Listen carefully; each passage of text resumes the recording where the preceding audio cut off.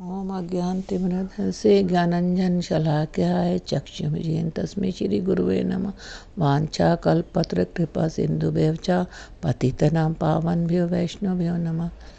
मैं अपने दीक्षा गुरुपाद पर नित्य ओम विष्णु अष्टोत्तर श्री भक्ति विज्ञान भारती गोस्वामी महाराज को आदान कोटि धन्यवाद प्रणाम करती हूँ।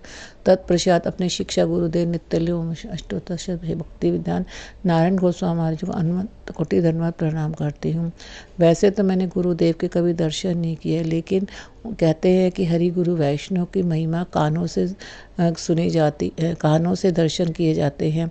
मैं गुरुदेव की इतनी महिमा सुनी कि मुझे भी उत्कंठा हुई कि मैं कब गुरुदेव के दर्शन करूँगी। और मैं दिन रात यही प्रे करती थी, गुरुदेव मुझे अपने दर्शन दीजिए, मुझे कब आपसे अभिन्न गुरुदेव मिलेंगे या कब आप मुझे मिलेंगे। तभी मुझे कुछ समय बाद पता चला कि ईस्ट ऑफ कैलाश में हमारे गुरु महाराज शीला भक्ति विज्ञान भारती गोस्वामी महाराज जी 1 महीने कथा करने आ रहे हैं। उन्हीं दिनों में रेगुलर जाती रही। कथा के दौरान ही एक दिन रामचंद्र प्रभु आए और उन्होंने उनको देख के बोला कि आपको देख के हमें अपने गुरुदेव नित्य अष्टोदशी भक्ति वेदांत नारायण गोस्वामी अनुभूति होती। ये शब्द मेरे कानों में गूंजने लगे कि हाँ, यही वो गुरुदेव है जिनके लिए मैं हमेशा नारायण गोस्वामी महाराज जी से प्रे करती थी। तब मैंने लास्ट डे गुरु महाराज जी से दीक्षा ली। और फिर मुझे ये होता था कि मैं कैसे गुरुदेव के कहे हुए वाणी को कर सकती। जैसे गुरुदेव ने हमें संबंध और प्रयोजन का बताया है कि हमारा कृष्ण से क्या संबंध है और हमारा प्रयोजन राधा दास्य में।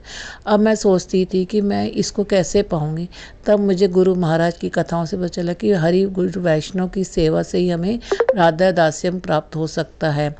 फिर मैं हरि गुरु वैष्णव से कथाएं श्रवण करने लगी।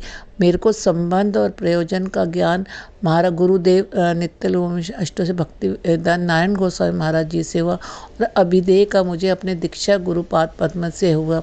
हरि गुरु वैष्णव की सेवा ही संपूर्ण भक्ति प्रदान करने वाली है। नारायण गोस्वामी महाराज जी कथा में डेली अनुशीलन करती हूँ और वो किस तरह से कहीं भी किसी भी टॉपिक को स्टार्ट करके एंड में राधा दास्यम गोपी भाव का ही हमें शिक्षा देते हैं। उनकी कथाओं में इतना रस है कि हम उसी में ही गुम हो जाते हैं।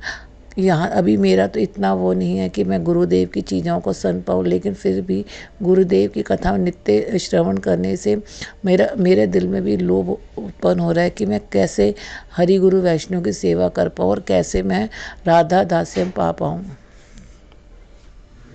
और अंत में मेरी गुरुदेव से यही प्रार्थना है कि जब भी मेरे प्राण निकले तब उन्हीं की वाणी मेरे कानों में गूंजती रहे और मैं इस दुनिया से जाऊँ। हरे कृष्णा।